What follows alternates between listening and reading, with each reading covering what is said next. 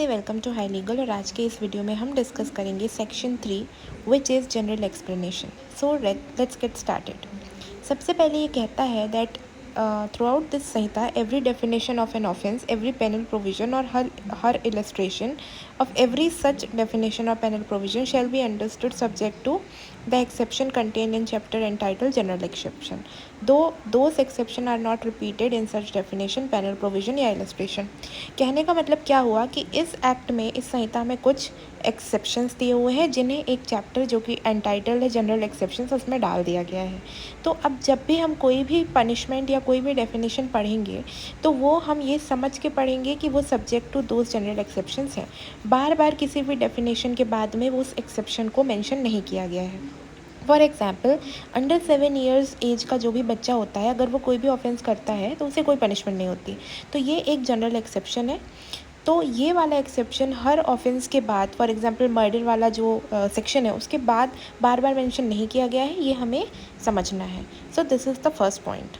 Sub section 2 बोलता है every expression which is explain in any part of this Samhita is used in every part of this Samhita in conformity with the explanation. तो अगर किसी भी section में कोई explanation दिया हुआ है जो भी इस संहिता के किसी भी पार्ट में एक्सप्लेन्ड है तो वो इन कन्फर्मिटी विद दैट एक्सप्लेनेशन पढ़ा जाएगा।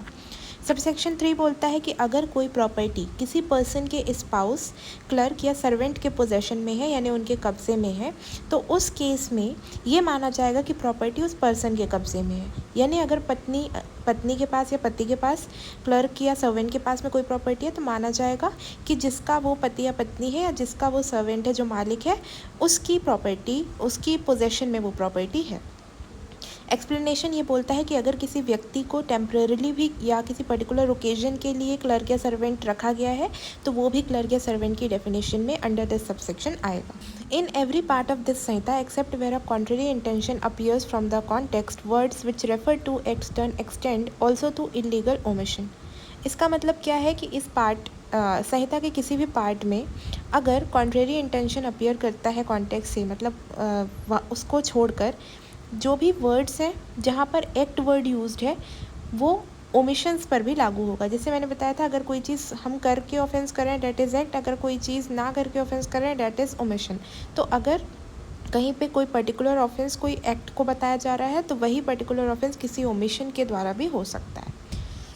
नेक्स्ट सब सेक्शन है section 3 sub section 5 which talks about common intention, जो प्रीवियसली आईपीसी में सेक्शन 34 में था। ये काफ़ी इंपॉर्टेंट है क्योंकि ये बात करता है जॉइंट लाइबिलिटी की। It says when a criminal act is done by several person in furtherance of the common intention of all, each of such person is liable for that act in the same manner as if it were done by him alone. मतलब कि अगर कोई criminal act एक से ज़्यादा लोग कर रहे हैं इन फर्दरेंस ऑफ कॉमन इंटेंशन, मतलब उन सभी का समान आशय है, तो उस केस में हर व्यक्ति ऐसे लायबल होगा जैसे वो तब होता अगर उसने वो एक्ट अकेले किया होता। तो अब इसको हम थोड़ा डिटेल में समझते हैं। देखिए, सेक्शन 3 सबसेक्शन 5 बात करता है प्रिंसिपल ऑफ जॉइंट लायबिलिटी की। इसके 4 एसेंशियल इंग्रेडिएंट्स हैं। Number 1, commission of some criminal act. इस सेक्शन को इम्प्लाई कराने के लिए सबसे पहले एक क्रिमिनल एक्ट कमिट होना चाहिए। दूसरी बात, बाय मोर देन 1 पर्सन। यहाँ पर जो लोग इन्वॉल्व रहेंगे इन committing that particular criminal act is more than 1, मतलब मिनिमम 2 लोगों की रिक्वायरमेंट है। Thirdly, in furtherance of common intention of all of them. यहाँ पर जो भी ऑफेंस हो रहा है, जितने भी लोग उसमें इन्वॉल्व हैं, उनकी कॉमन इंटेंशन होनी चाहिए, मतलब उनका आशय जो है सेम या कॉमन होना चाहिए। Fourthly, each person is liable for that act in the same manner as if it is done by him alone. It is not my, it is bye.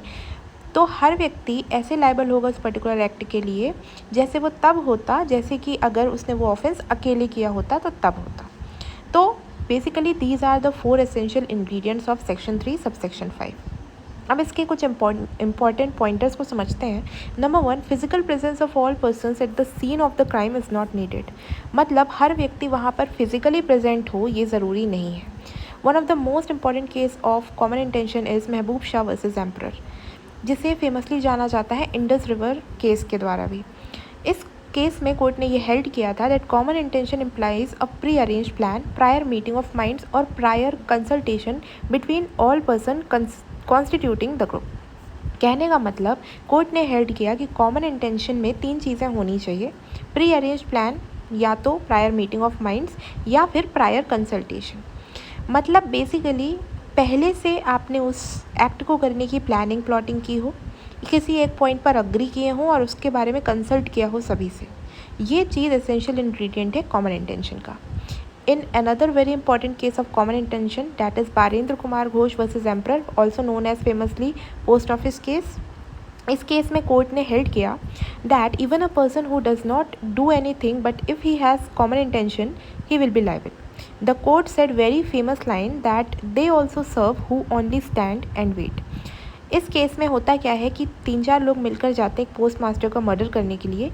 एक व्यक्ति गेट कीपर की तरह gate में खड़े होकर पहरेदारी करता है और ये देखता है कि कोई और ना आ जाए, और बाकी के लोग अंदर जाकर पोस्ट ऑफिस के पोस्ट मास्टर का मर्डर करते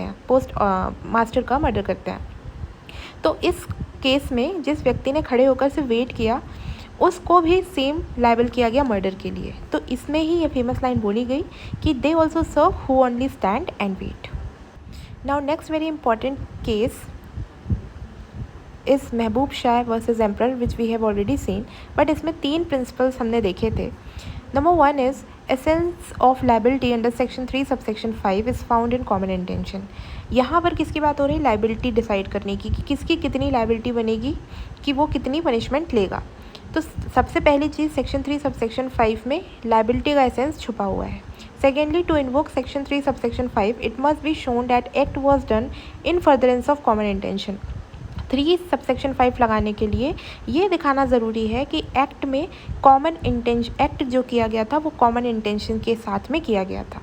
thirdly, common intention implies pre arrange plan, जो हमने ऑलरेडी देखा, और ये प्रूव करना ज़रूरी है कि क्रिमिनल एक्ट जो किया था वो उस प्री अरेंज प्लान के अकॉर्डिंग ही किया गया था। And lastly, for intention to be common it must be known to all members and must also be shared by them. मतलब कि अगर इंटेंशन कॉमन है तो ये तभी कहा जाएगा जब वो इंटेंशन के बारे में सभी को नॉलेज हो और सभी जानते हो कि हम कौन सा काम करने जा रहे हैं। Now in a very important case of Rishidev Pandey versus state of UP, supreme court held that common intention can develop on the spot also during the course of the commission of offence.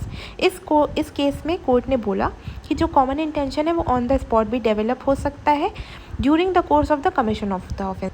फिर इसके बाद एक चीज़ हमें और याद रखनी है कि section 3 subsection 5 is only a rule of evidence and does not create any offence. इसका क्या मतलब हुआ कि सेक्शन 3 सबसेक्शन 5 सिर्फ एक नियम बताता है जो लाइबिलिटी से रिलेटेड है कि कौन किस पनिशमेंट के लिए लायबल होगा।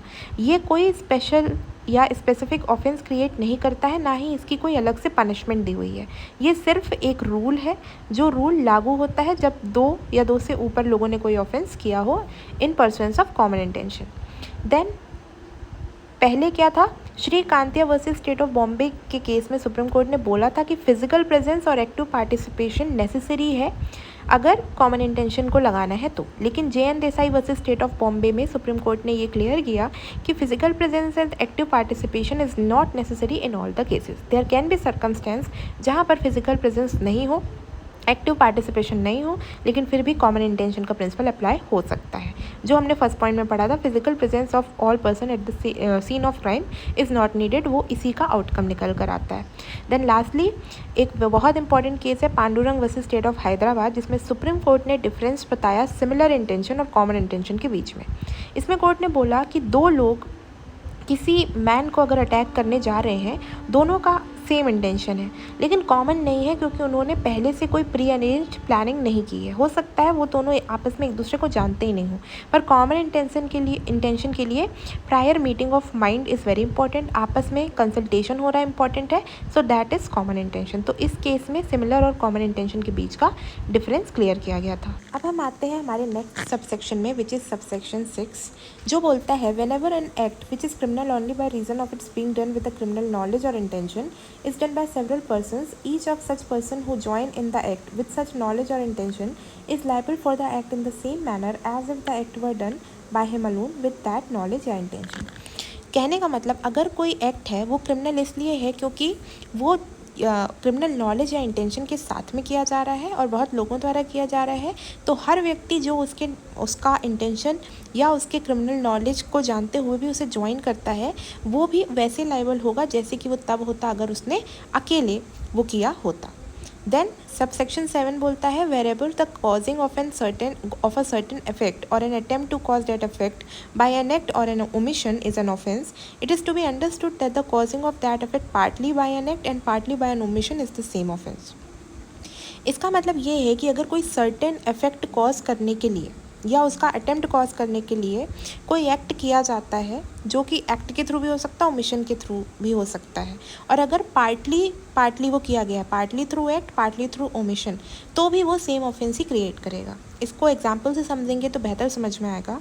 जैसे ए इंटेंशनली जेड को मारता है, दो मतलब इसके हिस्सेदारी दो तरीक़ों से होती है. नंबर 1 वो उसे खाना नहीं देता है, नंबर 2 वो उसे पीटता भी है, बीट करता है. तो इन केसेस में उसने दो तरह से उसका मर्डर किया. नंबर 1 उसे खाना नहीं देता था, नंबर 2 उसे मारता भी था. तो पार्टली एन एक्ट मतलब उसे पीटना, beating, partly an omission, partly is omission, तो खाना नहीं देता था. तो यहाँ पर भी उसकी लायबिलिटी मर्डर की ही बनेगी, भले ही उसका जो किलिंग एक्ट है उसमें ओमिशन भी इंक्लूडेड है, एक्ट भी इंक्लूडेड है. इसके बाद सबसेक्शन 8 की बात करें. When an offence is committed by means of several acts whenever intentionally cooperates in the commission of that offense by doing any one of those acts either singly or jointly with any person commits that offense.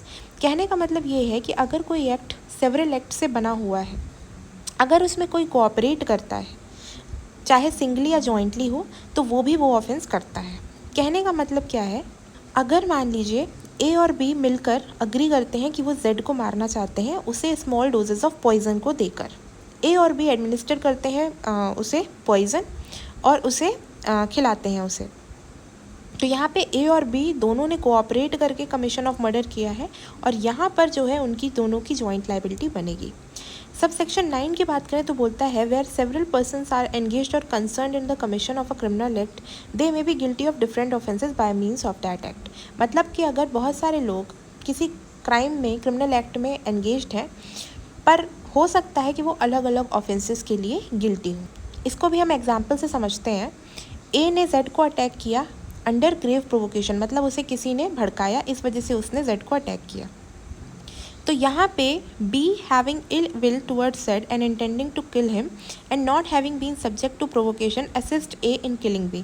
तो B ने जो है, B का वहाँ पे ill will था और वो उसे मारना चाहता था, तो उसने ए की हेल्प की. तो यहाँ पे ए और बी दोनों ही जेड की डेथ कॉज करने में एंगेज्ड हैं, पर यहाँ पे बी की लायबिलिटी मर्डर की बनेगी क्योंकि उसका पूरा इंटेंशन था उसे मारने का, और ए की कल्पेबल होमिसाइड की बनेगी क्योंकि कल्पेबल होमिसाइड में यहाँ पे प्रोवोकेशन में आके, उसने भड़कावे में आके मर्डर किया है, तो उसकी लायबिलिटी कल्पेबल होमिसाइड की बन जाएगी. बी का पूरा इंटेंशन था उसको मारने का, तो यहाँ पे उसकी मर्डर की बनेगी. So this was section 3 of BNS. I hope आपको ये वीडियो अच्छे से समझ में आया होगा. So thank you and keep watching.